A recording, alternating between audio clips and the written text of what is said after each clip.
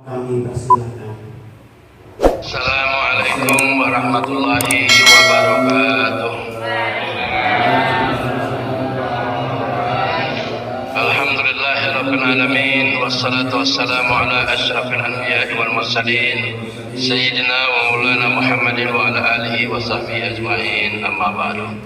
Para sepuh, bini sepuh yang saya hormati dan saya teladani, wabil khusus Bapak Ketua RW 8 Kampung Pucung yang saya hormati dan saya teladani pula, Bapak Ibu hadirin wal hadirat yang dirahmati Allah, anak-anak yang dirahmati dan diberi petunjuk oleh Allah Subhanahu wa taala. Mari kita bersyukur pada Allah Subhanahu wa taala. Kita telah dipertemukan oleh Allah Subhanahu wa taala dengan awal musim penghujan. Ini bertanda segala sesuatu yang ada di muka bumi akan kembali subur. Apa-apa yang dibutuhkan oleh manusia yang dia berasal dari muka bumi ini, dari tanah, dari laut dan udara, semuanya akan kembali disegarkan oleh Allah Subhanahu wa taala. Walaupun terjadi anomali musim, kerap kali terjadi, tetapi Allah Subhanahu wa taala tidak pernah berhenti, tidak pernah mutok memberikan kepada kita pergantian musim. Sehingga Bapak Ibu yang dirahmati Allah, ekosistem alam semesta ini berjalan dengan baik. Cuma kadang-kadang kitalah yang berhenti bersyukur. Manusia suka gitu. Kalau sudah senang berhenti beribadah pada Allah karena bosan, jenuh dan sebagainya. Nah, Bapak Ibu yang dirahmati Allah, supaya kita senantiasa istiqomah beribadah pada Allah. Bapak Ibu mau istiqomah mboten? Nggih, ngene nggih. Istiqomah itu akan membuat ibadah-ibadah kita menemukan manfaat, hikmah dan buahnya yang paling manis dalam kehidupan kita. Kita disuruh ibadah sing istiqomah supaya hatinya menjadi indah, akhlak kita menjadi mulia. Wong salat kira ana sing tukaran, nggih mboten? Wong salat ki mesti memaafkan, mesti salaman, mesti beramah tamah dengan sesama jamaah. Kalau kita tekuni sholat ini dengan ilmu yang sekuat kita mampu, kita teruskan sepanjang hidup kita, maka hati ini akan menemukan cahaya. Ibarat batu digosok terus jadi halus gitu ya, budi pekerti kita jadi indah. Batu itu pateng peletot, nek diasah sudah jadi mutiara, jadi bagus, bahkan keluar cahayanya. Batu tidak ada gunanya. Begitu pula manusia, jika diasah terus menerus dengan ibadah, dengan zikir, diisi terus hati ini dengan kalimatun thayyibah, subhanallah walhamdulillah wala ilaha illallah wallahu akbar wala haula wala quwata illa billahil azim. Diisi dengan membaca ayat-ayat Al-Quran, diisi dengan ilmu, konsep dan cara berpikir yang baik, maka manusia akan menemukan peradaban terbaik dalam hidupnya. Jadi jangan dikira wong ngaji ki kurang hot, sing hot iki meng demonstrasi ngono nggih. Jangan dikira wong ngaji ki ra ono manfaate. Adem-adem wae, sing aman-aman wae. Lah panjenengan mau yang aman apa yang bahaya? Sing aman to ya. Golek sing gampang, lah apa totoan nyawa. Carilah jalan ilmu, tekunilah ilmu, niscaya Allah akan beri kita bahagia. Hati yang indah tadi sudah terasah, dibentuk oleh kalimat-kalimat Allah tadi menjadi indah, keluar cahaya ilmunya, kelihatan cahayanya. Perhatikan orang-orang soleh ini, dia ketemu jalan rezekinya. Orang soleh ketemu dengan kebahagiaan hidupnya. Orang soleh senantiasa sukses hidupnya. Dan insya Allah orang yang selalu ke masjid itu tidak ada yang mati kafir, tidak ada. Bapak Ibu, orang selalu ke masjid matinya selalu husnul khotimah. Tak jamin Bapak Ibu. Inilah sekolah kita yang bisa bikin kita bahagia, yaitu masjid. Sapa kok nang mall wae, kena penyakit lae kapokmu kapan. Maka tuna masjid.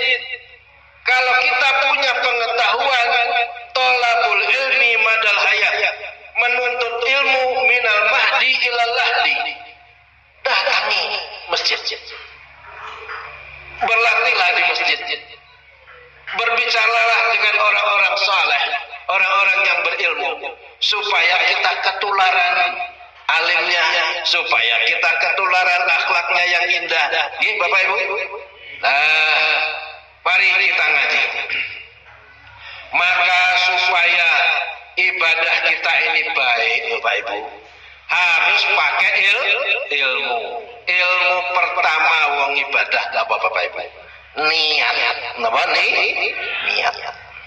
Semua perbuatan manusia itu dalam perspektif fikih, dalam apa istilahnya, sudut pandang fikih, selalu dimulai dari niat yang baik. Bapak Ibu ingin jadi orang baik, pengen rezekinya baik, pengen selalu berbuat baik, pengen hartanya baik dan barokah, datangilah masjid. Insya Allah barokah. Insya Allah dicukupi oleh Allah Subhanahu wa Ta'ala. Ini ilmu Bapak Ibu. Cuma kalau kita tidak pernah meyakininya, ya tidak jadi. Bagaimana mau yakin orang tidak pernah belajar? Jari sapa to neneng masjid iso makmur. Belajar, ngaji yo. Apa ndak yakin panjenengan kalau yang ngendika itu Kanjeng Nabi Muhammad sallallahu alaihi wasallam? Yakin apa mboten? 100% yakin. Wong pucung kok pecah gesang nderek Kanjeng Nabi Muhammad sallallahu alaihi wasallam. Ndak ada tawar-tawar. Bapak Ibu yang dirahmati Allah. Begitu nikmatnya hidup taat kepada Allah Subhanahu wa Ta'ala, kita akan mendapatkan nikmat itu Bapak Ibu. Pertama, ilmu pertama wong ibadah itu adalah niat. Supaya beda antara yang niat dan tidak niat. Kalau orang niat itu Bapak Ibu, pertama, apa manfaatnya niat ya? Usolli fardhu isya'i arba'a raka'atin dan seterusnya. Manfaatnya pun apa? Supaya mantap di dalam hati bahwa kita memang niat sholat, bukan pura-pura sholat. Mana yang lebih mantap? Lewat masjid mampir sholat sama yang lewat masjid memang ke masjid untuk sholat. Tentu saja yang lebih mantap yang memang niat. Panjenengan kalau puasa itu loh, urung puasa iki bengi mangan sembarang, ngombe sembarang, jajan sate, jajan gorengan, puasane jek sesuk. Tapi malam ini wis niat. Nawa itu niat ingsun puasa dan seterusnya. Nggih Bapak Ibu, saking pentingnya niat. Niat yang kedua Bapak Ibu, yang pertama adalah supaya ikhlas niat sholat itu untuk Allah. Sholat kita ini bukan pura-pura, bukan ketok-ketok men, bukan pantas-pantasan, untuk Allah. Tapi kalau hati ini tidak disengaja, niat ini meleset. Niat mangkat masjid, sholat nang masjid, ben iso ketemu Pak Tomo. Arep utang kerupuk. Yen orang Arab utang kerupuk, orang mangkat masjid. Ini salah nih, salah niat. Ya enggak apa-apa, yang penting kalau saya ditanya, itu apa kaya ngono? Itu mangkat masjid. Kenapa? Ora weruh niatmu. Saya tidak lihat. Niat itu tidak bisa dibaca orang lain. Niat itu adalah ilmu pribadi, privasi. Jadi orang lain tak bisa nilai. Siapa di sini yang niat ke masjid untuk makan sate landang? Ya boleh-boleh saja. Kalau saya ditanya boleh enggak Pak? Boleh toh. Bapak Ibu yang dirahmati Allah. Tapi yang terbaik adalah kita sholat supaya mantap untuk Allah Subhanahu wa ta'ala. Jalan ke masjid untuk Allah, ya. Barokah. Motornya barokah walaupun cicilannya urung rampung, ya. Mangkat masjid niat memang untuk sholatnya untuk Allah Subhanahu wa ta'ala, berwudu untuk Allah. Begitulah konsep Islam. Apa-apa dilakukan untuk Allah. Nanti kalau di masjid ada sate landang, dimakan untuk Allah supaya sehat. Besok bisa ke masjid lagi. Gitu. Orang mangan-mangan terus orang makan. Berangkat terus Bapak Ibu supaya niatnya semakin kuat. Nah, inilah fungsinya niat. Yang pertama yaitu supaya ikhlas, apa-apa itu untuk Allah. Sebab Kanjeng Nabi sallallahu alaihi wasallam bersabda, "Faman kanat hijratuhu ilallah, fa hijratuhu ilallah. Wa man kanat hijratuhu limra'atin yusibuha lidunya yusibuha aw imra'atin yankihuha fa hijratuhu ila ma hajar ilaih." Apa-apa itu sesuai niatnya. Kita dapat apa yaitu sesuai niat. Kalau kita niat tidak untuk Allah, ya niat kita tadi apa misalnya untuk dunia, ya dapat dunia tapi tidak dapat pahala. Maksudnya itu. Nah, Bapak Ibu yang dirahmati Allah. Yang kedua, niat ini perlu dikuatkan supaya kita apa-apa itu pakai ilmu. Dan tidak sadar terus sholat. Nah ini juga tidak ketemu pahalanya Bapak Ibu. Ya. Apalagi sholat cuma pantas-pantasan ben dilem tanggane. Nah ini juga pahalanya sedikit. Ya ada tapi sedikit. Yang paling penting itu niat sholat itu karena kita tahu bahwa kita punya kewajiban dan ingin mendapatkan keberkahan sholat. Bapak Ibu yang dirahmati Allah, dalam agama kita wong edan sholatnya sah napa mboten? Mboten. Nggih. Sholatnya wong edan mboten sah, nggih. Mengapa? Dia tidak wajib sholat. Sing ngongkon ki sapa? Nek edan ki edane kuwi batimu. Ya? Wong edan ki bati uripe. Ora sholat, ora poso, ora bojo. Maksudnya orang bojo paling ora kadang-kadang rakatoan Wong edan ya. Apakah wong ora katokan dosa? Mboten, wong edan kok.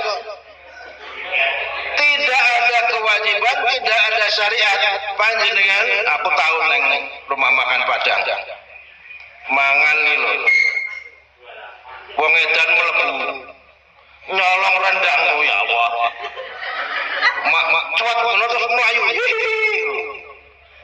Lah aku ya wong edan ya wis kuwi rezekimu. Aku pesen meneh. Ngerti nek wong edan kira ndek dosa. Nggih Bapak Ibu. Panjenengan nek dijawe wong edan aja nesu. Wong edan kok dimeri apa pengen kaya tenan? Ora usah dimeri wong edan. Itulah sebabnya yang waras harus bersyukur salat. Wong waras ora salat iki lak kaya wong edan. Seolah-olah Allah tidak beri dia akal yang waras. Tidak mau sholat, tidak mau ke masjid, itu kaya wong edan. Orang-orang gila yang tidak punya pengetahuan, tidak punya niat dan kesengajaan. Bapak Ibu yang dirahmati Allah, bahkan tidak boleh orang Islam itu ibadahnya dipaksa. Siapa yang ke masjid ini hari ini dipaksa istrinya? Mboten nonton nggih. Semua niat ke masjid nggih. Niat salat ngapa mangan sate. Niat salat plus mangan sate. Mantep kowe ngono kuwi. Ora apa-apa barokah ya diniati. Tidak apa-apa. Tapi tidak ada yang dipaksa. Ada enggak ke sini yang dipaksa makan sate? Enggak ada mangan sate kok dipaksa apa-apa. Karepe dhewe mesti ngono ya. Bapak Ibu yang dirahmati Allah, Islam menghindari pemaksaan dalam agama. Tidak ada yang dipaksa. Kalau bapak-bapak menyuruh anak agak serius sithik ngono ya. Maka to masjid. Mengko nek ora mangkat masjid, sangune tak kurangi lho. Nah, itu tidak apa-apa, itu namanya motivasi ya, bukan memaksa itu bukan, tetapi memotivasi. Wong bapak kene ora nyangoni anak ki njaluk ibune mesti. Jadi itu bukan ancaman, bukan pula paksaan, namanya motivasi. Nah, Bapak Ibu yang dirahmati Allah, bab niat ini amat sangat penting supaya apa yang kita lakukan itu yang keempat adalah supaya ihsan. Melakukan apa-apa itu yang terbaik. Wong mangkat salat karep-karepe dhewe kok sembarangan ya. Mangkat salat ora mangkat wudu. Ya, terus maksudnya salat ki apa ya? Kalau orang niat sholat, niat betul, dia akan melakukan yang terbaik. Itulah makna ihsan. Sholat yang terbaik. Sholat yang terbaik itu yang bagaimana? Pakai ilmu, niat yang kuat. Itu sholat yang terbaik ya. Tata caranya ditepati. Bagaimana kalau ke masjid tidak ada bahaya, tidak ada mudarat. Bagaimana kalau ke masjid itu pahalanya sempurna, ya pahala sholat berjamaah, juga pahala berukhuwah. Ketemu sedulur ini pahala semua, dapat pahala, dapat senyumannya Pak Didi walaupun ketutupan masker, dapat jabat tangannya Pak Daan, bercanda dengan Pak Wartono, ya. Silaturahmi dengan Pak Mariono, Pak Barsono, ini semua sangat indah. Semuanya dapat pahala. Bapak Ibu yang dirahmati Allah. Yang kelima, supaya apa yang kita niatkan itu dikabulkan oleh Allah. Sholat supaya Allah memelihara hidup kita, mensejahterakan hidup kita, mencukupkan kebutuhan dan nafkah kita sekeluarga. Ini akan dipenuhi oleh Allah Subhanahu wa Ta'ala karena niat kita memang niat sendiri. Ini beda loh. Umpama nggih Pak Imam Ali, panjenengan makan bebek goreng sedak grafika. Umpamane niate arep mangan bebek goreng apa nyawang bakule. Iki umpamane lho Pak Imam Ali ya. Lah arek panjenengan memang niat makan bebek goreng makan yang enak, tapi pengen nyedaki bakule barang. Omong. Arep nyedak bakule kok ora omong. Wong salat iki muni usolli fardul isya'i ngono ta? Muni supaya mantap. Arep nyedaki bakule kok ora omong meneng wae. Disawang-sawang, pecingas-pecingis, prengas-prenges. Bakule ora mudeng ngene ya. Jadi apa-apa itu tidak ketemu tujuannya. Itu kalau orang enggak niat. Nah, Bapak Ibu yang dirahmati Allah, tapi Bapak Ibu umpama orang apal Pak niate salat ya. Apakah salatnya sah Bapak Ibu? Panjenengan jalan dari masjid ke rumah ke masjid, jalan dari rumah ke masjid itu sudah niat.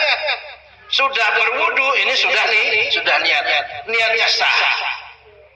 Jadi tidak dilafatkan niat itu ibadah kita sah. Nggih Bapak Ibu, jangan khawatir ora apal Pak niate, ora persis kaya nang buku ya. Buku itu bukan Al-Qur'an. Tapi itu adalah usaha yang dibuat oleh para ulama supaya niat ibadah kita semakin mantap dan mantap. Tak nganggo usoli Pak bagus. Niatnya semakin mantap. Ki cara awam Bapak Ibu ya. Jadi panjenengan enggak usah ngajak saya berdebat, Pak, niat ki ora ana dalile nek disebutke usoli dan sebagainya. Ya kuwi kan masing-masing. Usoli ini hanya cara supaya sholat kita mantap. Tapi kalau panjenengan mantap dengan diam saja terus mengangkat tangan takbiratul ihram maka sholatnya sah ya Bapak Ibu. Disebut supaya mantap. Umpama tidak disebut mantap sudah sah ya. Maka sholatnya sudah sah. Baik, barangkali Bapak Ibu ingin bertanya, monggo saya persilahkan. Tanya yang banyak Bapak Ibu ya. Tanya pertanyaannya baik khusus tentang niat, tentang agama, tentang masalah yang lain. Pokoknya aja takut pelem karo aku.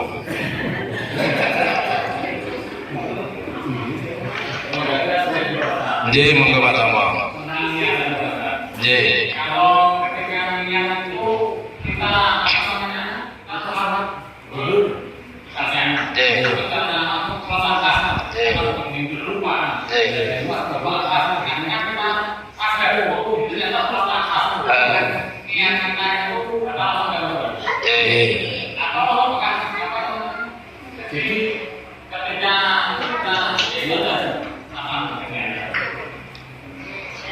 kalau tidur itu mbok eling-eling itu lo jam pira ya.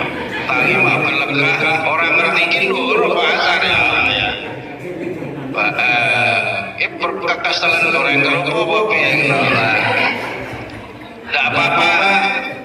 Yang penting sudah niat sholat, niatnya itu sudah bagus, berwudu ya. Kemudian mengatakan usolli fardhu dhuhri pada asar ya. Kesalahan dalam perbuatan yang tidak fardu tidak membatalkan yang fardu. Kata gini. Contohnya gini. Perbuatan pokok yang diwajibkan adalah sholat. Tapi menyebutkan niat itu hukumnya sunnah karena dia hanya menguatkan niat saja.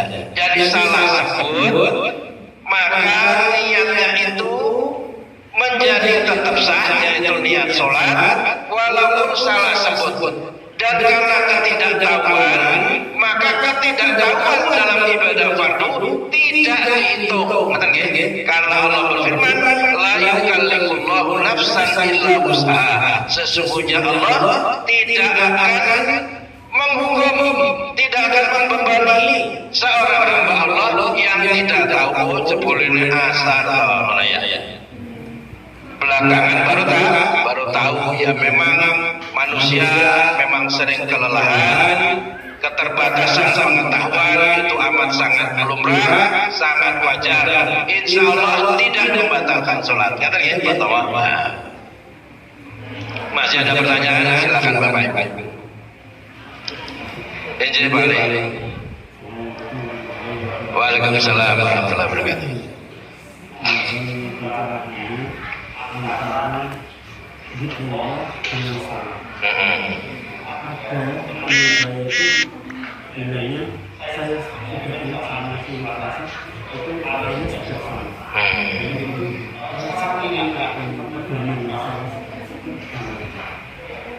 Berarti cara mengingatkannya ya.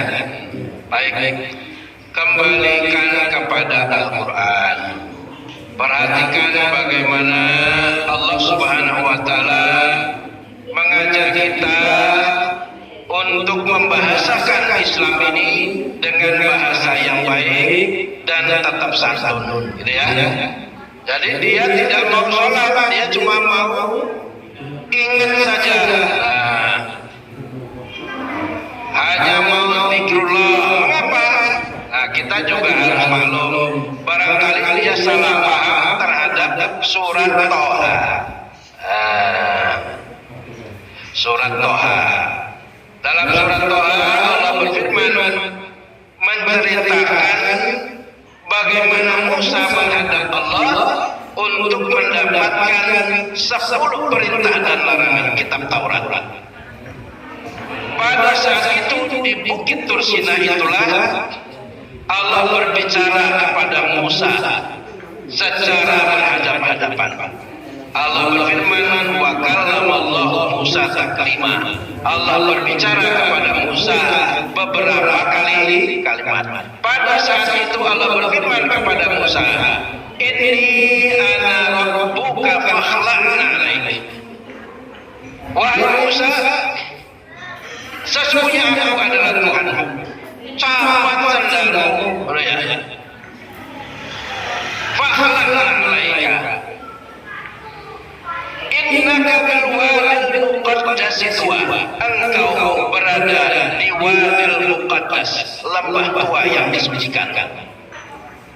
Wa nakhtartuka fastami' lima yuha.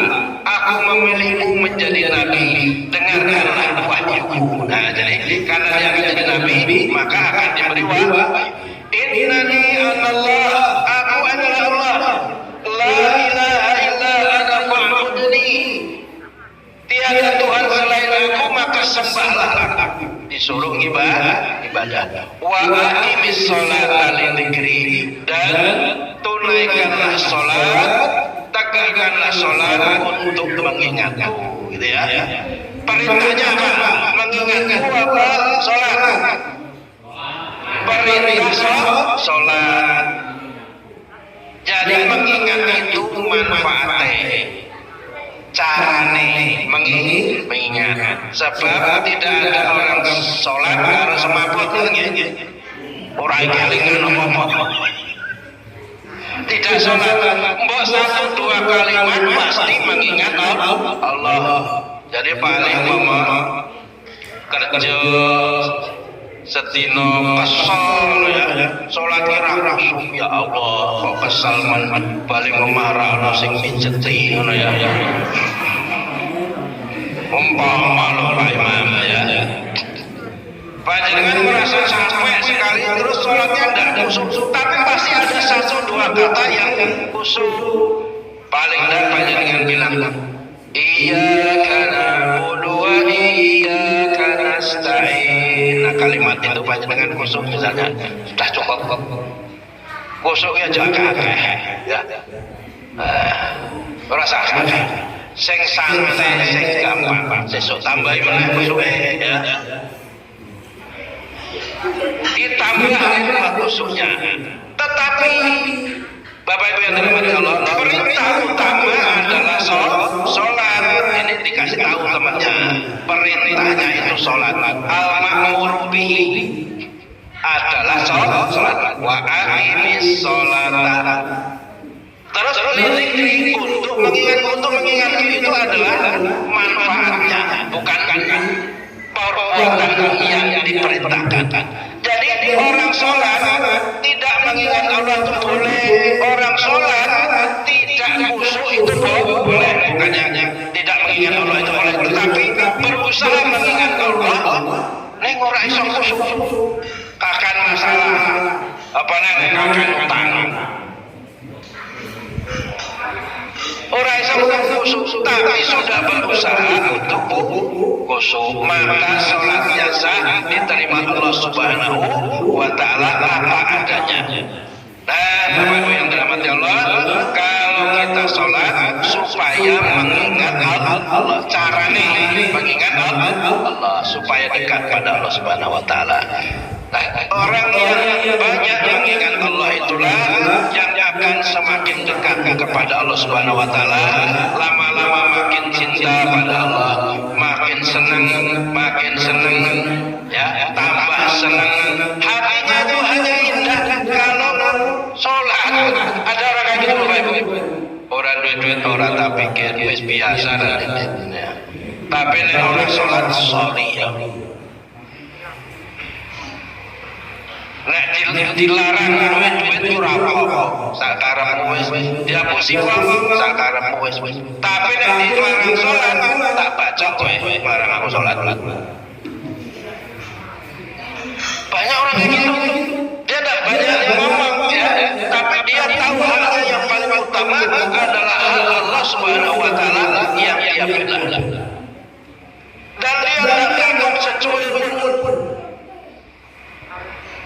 Inilah yang ditakuti oleh Belanda, Bapak Ibu, zaman dulu ya. Orang-orang yang kalau dia sudah sholat itu, dia menikmati sholatnya, setianya luar biasa pada Allah Subhanahu wa Ta'ala. Dia telah berbahagia dalam perspektif yang berbeda. Nah, Bapak Ibu, ajaklah orang-orang sholat untuk mengingat Allah, tapi jangan pernah meninggalkan sholat, karena sholat itulah satu-satunya cara kita untuk mengingat Allah. Sedangkan zikir-zikir yang lain namanya zikir aman. Jadi kalau kita gelegean bilang apa? Alhamdulillah, wis iso gelegek penyakitnya metu-metu ya. Kalau kamu tidur bilang apa Bapak Ibu? Alhamdulillahilladzi ahyani ba'da ma amatani. Kalau mau tidur Bapak Ibu bilang apa? Bismika Allahumma ahya wa bismika amut. Jadi kalau mau sholat bilang apa Bapak Ibu? Tak kira Allahumma barik lana. Baik, masih ada pertanyaan? Silakan. Bapak.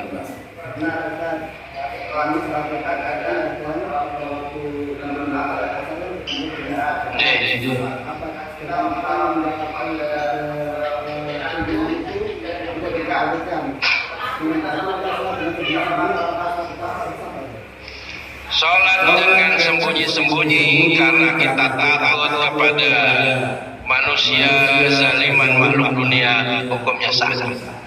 Ya, tentu kita lakukan karena terpaksa. Jadi panjenengan berada pada situasi yang darurah, ya. Kalau orang darurah itu Bapak Ibu, dia diperbolehkan melakukan apa-apa yang kurang baik menurut pandangan umum. Misalnya termasuk sholat tadi, karena dia takut pada Allah tapi juga takut sama bosnya, ya. Terus dia sholatnya itu cedak kamera, ya. Biar tidak konangan boleh sholatnya sah, gitu ya. Mengapa? Karena Kanjeng Nabi SAW menegaskan al-darurah tubihul mahdurat. Keadaan yang bahaya, emergensi, membolehkan kita untuk melakukan hal-hal yang kurang pantas dalam pandangan umum, ya. Tetapi tapi dalam sisi Allah dia sudah sesuai dengan syariat. Contoh, orang yang kelaparan, tidak ada makanan di hutan yang luas, dia cuma ketemu daging ular gitu ya sudah makan itu saja ya, apa yang bisa dimakan. Ini disebut oleh Allah dalam Al-Quran, faman yudurra ghairu baghin wala adin fala itsma alaihi. Makan babi itu barang boleh bagi siapa yang terpaksa, bukan karena doyan, tidak pula kebanyakan, fala itsma alaihi, dia tidak berdosa. Itu makan babi luar. Apalagi babi yang lebih ringan, memundurkan sholat atau ingin sholat pada waktunya tapi diancam-ancam oleh manusia. Nah, cara menjalankan sholat itu sudah benar insya Allah. Masih ada pertanyaan ya Bapak Ibu? Izin Pak RW, monggo. Izin Bapak.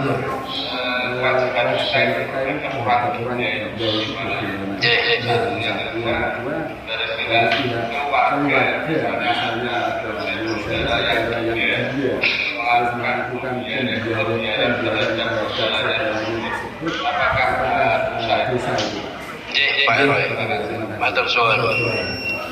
Membiarkan saudara kita menderita karena dia sedang gila adalah sebuah perbuatan dosa dan kezaliman. Maka kalau kita punya saudara yang gila, maka kita wajib mengobatinya. Oke, Bapak Ibu, wajib mengobatinya. Nah, kalau dia tidak punya saudara, maka yang berkewajiban untuk mengobatinya adalah pemerintah atau pemangku wilayah setempat. Pengampu wilayah ini punya kewajiban untuk menertibkan orang gila supaya tidak menjadi gangguan umum. Hukumnya wajib. Maka sebuah lingkungan itu wajib punya simpanan, punya perkendaraan untuk mengatasi hal-hal yang bersifat emergensi seperti itu.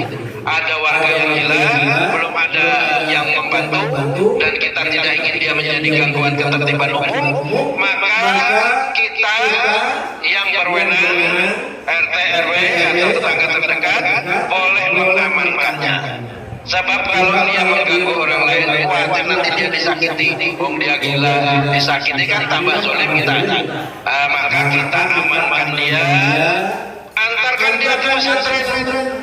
Pesantren yang menterapi, ada terapi orang-orang gila, ada Bapak Ibu. Indonesia ini sangat canggih, ya. Sangat canggih. Orang gila, orang apa itu? Kelebihan dosis obat ada terapinya semua. Di Semarang ini ada.